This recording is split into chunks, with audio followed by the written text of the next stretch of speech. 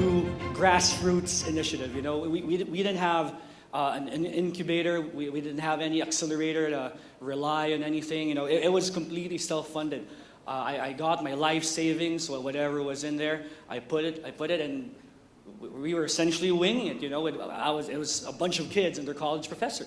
So we were together for what seemed like every day, 7 days a week, for what seemed like forever, for like a year or 2 years. You know, from the very first times that we actually started the whole initiative. Now, statistically, we didn't really have a shot. You know, we didn't have a shot. We didn't have money. We didn't have contacts. We had nothing. That's literally nothing. Because as most of you guys know, 9 out of 10 startups fail. So what does it take to be that one that actually breaks through the cracks and becomes a smashing success, right? So all the odds were stacked against us. And as you know, running a startup, you know, even for a lot of guys with self-professed expertise, it's pretty tough. You know, you will make a lot of mistakes. And admittedly, we made a lot of mistakes. We messed up a lot. We made some of the dumbest decisions that you would ever imagine, you know, in the history of running a company. We made mistakes over and over and over again. But, you know, obviously, you know, you make mistakes, then you start to lose business. This is not a fairy tale. This is real life, right? So we make mistakes, we mess up, you know, especially for the ad people, you know, like deliverables are not met, and things like that. So we started losing accounts left and right, and before we knew it, we were so broke. We had no money. You know, it was getting ridiculous. We were so broke. There was nothing to pay the payroll. I had nothing to pay my people. Nagingitian na lang kami pagdating ng payroll. Alam mo, ano gagawin ko? So there was even a time that I checked whatever money was there. We had like 700 pesos in the account. And then my managing director now, who was, you know, one of our founding partners, si Louie, sabi niya may date daw siya. He had a date. And hati na lang kami dun sa 700. Oh, sige. Sa'yo yung 350. Akin na yung 350. Dali mo na lang sa Jollibee. Oh, by the way, newsflash, Davidson's broken up with that cheapskate guy.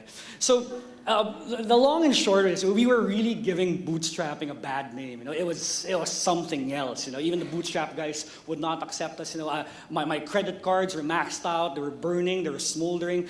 I tried borrowing money from friends, and my best friend gave me 5,000 pesos, and he would follow me up every week also for that. He's a really nice guy. And then it was so bad that even the banks would not even allow us to give a loan application, which is pretty weird because the reason you go to banks is because you don't have money, but then they won't give you money because you don't have money. So it didn't make sense. We're going bankrupt. We're just burning money every freaking month, diba? So what is your next step? I have to keep a company alive. So I looked at my worldly possessions. What can I sell? OLX or whatever, diba? So there was a time that I used to be very active in triathlons and things like that. I don't look at that much right now, but there was a time that was my thing. So isip ko, wala akong mabenta. I sold my bike. The bike was worth something. That's the bike because no one was buying the rider. So I sold my bike to buy a couple of... and then when I sold it, what happened? The money was gone in a week. You know, the money was gone in a week. I sold the bike for 200,000 and nagdaan lang sa kamay ko eh. Imagine that. And I'm pretty sure for the startup guys here, you know exactly what I'm talking about, right? And then, so kulang pa. So what did I do? This is my beloved car. It's my very first car, by the way. It won a couple of custom car thingamajiggies back in the day. So when push came to shove, I sold my car, and that went by pretty quickly. Also, it just I didn't even feel it. You know, to be very very very honest with you.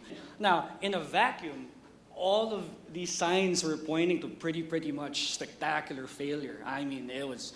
You know, I was getting advice from relatives, from people I don't even know. You know, people on Facebook. You know, cut your losses, pare. You know, it's not for you probably. You know, you could go back to your job if you actually had a job. Cut your losses, and you know, it was a big mistake to actually even try to start up your firm. Di ka mayaman eh. May pera ka ba? Wala naman, diba? Oh. So it was a big mistake, and. Luis Drap, you know, get out of all of those delusions of grandeur you have and actually putting up your own business. It just won't happen. So at one point in our darkest days, we were already there. You know, we were already there. So welcome to the Rock Bottom Club. I am the founding and honorary chairman. I will give you free membership later. So how did we turn it all around? Diba? Nandun na tayo eh. What did we do?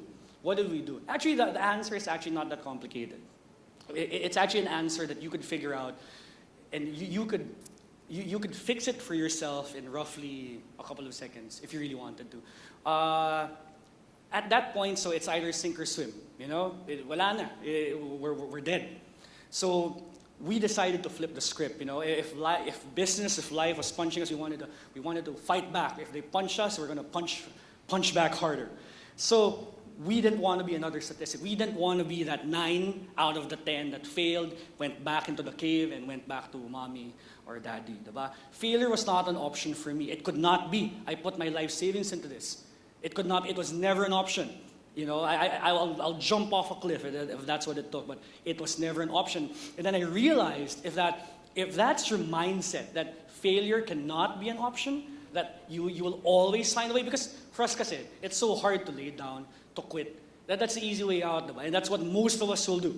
That's what any sane person would do. And that's why a famous entrepreneur I listened into before said, to become an entrepreneur, you got to be crazy. You got to be insane to actually take on the whole thing, because it is not a joke. You know, when people's lives are in your hands, their whole livelihood, it cannot be a joke. You have to take it very, very seriously. So what we did was, it was a mindset change, really. You know, if you're full of negativity, and that's the pervading energy that goes around your room, your boardroom, that's what you will be. That's what your output would be. So what we did was, we started realigning things, you know? Let's stop becoming glass half empty people. Let's start becoming glass half full people. Ano yung glass half? Boy pa naman ako. Okay, so that's a good start, right? So then we move forward.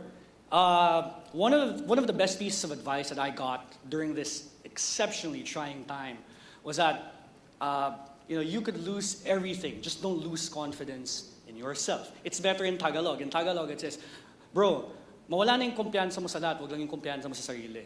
And for me, that hit home because, hey, if you can't figure this out on your own, if you can't be the captain of your own ship, if you can't write your own story, then this is probably really not for you. So, what was the next goal? Survival.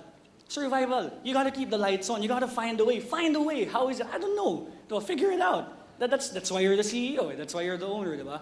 That's why you're not being paid to do this, right? So figure it out. What if I quit? If I quit, then I wouldn't have reached that point where 2 months later we would snag a multi-million peso account. All that happened from that point to now would have never happened. So guys, when you're at that point, at a crossroads, at a juncture in your career, try to think of the what could be's, because pag nilaban nyo talaga siya, and it's really worth fighting for, then there's a pot of gold at the end of the tunnel. So, what more do you need to survive? What more do you need to actually get to that point? What do the 1% of society do to get their companies off the ground? Diba? There's something I call the failure quotient. How many times are you capable of actually failing before success? At which point do you give up? Now, obviously, the higher your failure quotient, the better. I would like to think my failure quotient is pretty high. Like even today, there are challenges every day, new things that come in. And I think it's something that we all do. But if you really want to push it, you want to be successful, this failure quotient has to be off the charts.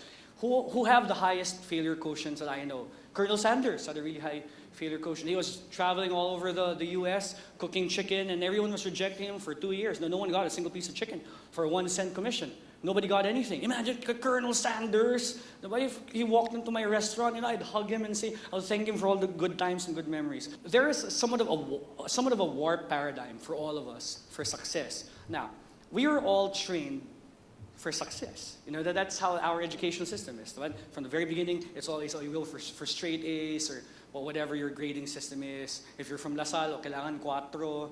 Diba? So, all our lives, we have been trained for this model. So you're there, you're trying to move away from failure as much as possible and go all the way down until you hit success. But the thing is, that's not really the reality, Because what happens is, if you're following this model, then you run into a brick wall of failure. Majority of the people do not know how to react. You will crumble like a bag of bricks or something. Because now we're trained like this. We're trained to avoid failure, and when we experience it, it hits us right smack in the face. So instead, if you follow or at least from a mindset standpoint, no, not literally, but from a mindset standpoint where you're there and along your journey to success, you come to terms with failure as a big part of the process. Because your failures make you better. Your failures, make you the product of who you are today. Do you think you are who you are today because of your success? Diba? You're constantly forced to adapt and to be better because of your failure. Diba? So, the more that you're adept with this model, especially in the realm of business, believe me, you will have a lot of better nights sleeping. There's something called Pike syndrome. Now, I'm not sure if you're familiar. There's a study by a bunch of Stanford psychologists, but they may be Harvard. I don't know, maybe I'm just making this up. But the study was, so they got this pike. A pike is a big fish that looks scary like that. They put them in an aquarium. So the aquarium was clear. Sorry, hindi ko ma-visualize for you guys. So there's a bunch of mga small fish it's their usual food.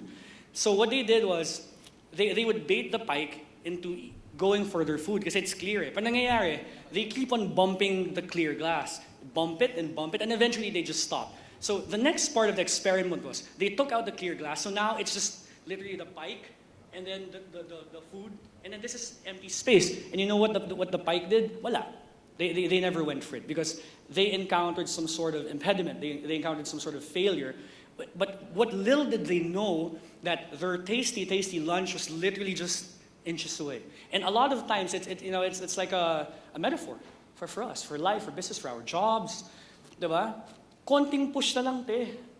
Lapit na bes. Nandiyan na. It's so near. You have no idea.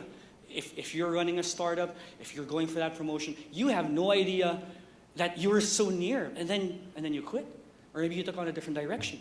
That's what I'm saying. So it's food for thought, guys, over lunch. It's not making me hungry. It looks horrible. Quick takeaways for my very brief chat with you guys. So in business, what I've realized is that the further you are away from your comfort zone, the better. But in your comfort zone, you don't improve. You get stagnant. You get biased towards really, really old ideas. And the further you are away from doing something uncomfortable, the more success you will get in whatever operation you are. Regardless if you're a brand manager, a copywriter, an entrepreneur, this holds true for everything. There is no safe route to success. And if you're willing to come to terms and mitigate that risk, you're well on your way. If you have a team, you have a startup team, one thing that's helped me immensely throughout the years is my team. Those guys, except for one person who left when the tough got going, those guys are still with me. And it's been 6 years. We just celebrated our 6th anniversary in Manila last month. Try to look beyond what's just in front of you. This is really tricky because back when we were really, really broke, it was really tight. I was already planning for our expansion, which at the time, for the people in our periphery, sounded absolutely insane. This guy's insane. He's planning for an expansion. Wala nga siyang pambayad ng rent. He doesn't have any money to pay his rent, but you're planning for an expansion? Wala. Delusion of grandeur. You're crazy. But what I'm saying is, if I had failed to do that, then that payoff 2 years from that point we would have stagnated. There was nothing to look forward to. So they say the best balance is trying to balance both your current interests, operational interests, and your future holdings. If you achieve a good median somewhere in between, yun lang yun eh. But the thing is, if times are rough, it's easy to get distracted. But if you can't look at what's beyond you, then you won't have a future for your company. Try to keep that in mind. It's very, very important. Focus on yourself and not competition. We have, I think it's human nature. You always check out competition, how they're doing, what's up. And I have seen colleagues of mine fall into this trap a lot of times, to the point that their own strategy is heavily compromised. It's compromised. And nangyayari, they just try to make gaya, they're benchmarking all the time. But then again, your ability to innovate is seriously compromised. It's seriously compromised. So if you're in a position of operational decision making, try to avoid this because it happens more often than you think. And I've seen it a lot. And try to be your own brand, try to be your own company, right? And that's how it goes. I guess it goes without saying, do what everyone else is unwilling to do. During my 6 years at the helm of Fitch, I have subjected myself to things that I have never thought possible. I have, But by the way, after this talk, and if you guys wanna connect or hook up, just I'll leave my details or, on social media if you want to hear more. But I've subjected myself to things I never thought possible, and things I never thought in a million years I'd do. So once again, if you're an entrepreneur, you're running a business, running a startup, you have to come to terms with these kinds of uncomfortable feelings. Because if you're willing to do what no one is willing to do now, the payoff is going to be pretty good down the line. And last but not least, pay it forward. Pay it forward. This is a really, really underrated facet of closing the loop, so to speak, with business and relationships. Even when we were down and out, someone would get our advice, and then mga advice ibibigay ko, nalulugi na nga kami. But we still tried. We gave honest advice on how to put up your business. Any little insight that we got, good or bad, we shared it with them. Because you never know when, it's like starting a virtuous cycle. That's what I call it. And I give a lot of these lectures to college-age kids, and if you get them started in that kind of mindset that, hey, it's business cutthroat, but if there's still that human aspect to it, we're good people, we want to help out. If you have something good looking for you, sometimes we have tech that's only available to us. I'd willingly share it, even to my competitors or somehow my friends also. Look at it from that kind of standpoint. It's always helpful. So on that note, thank you so much, and I hope you got something from that.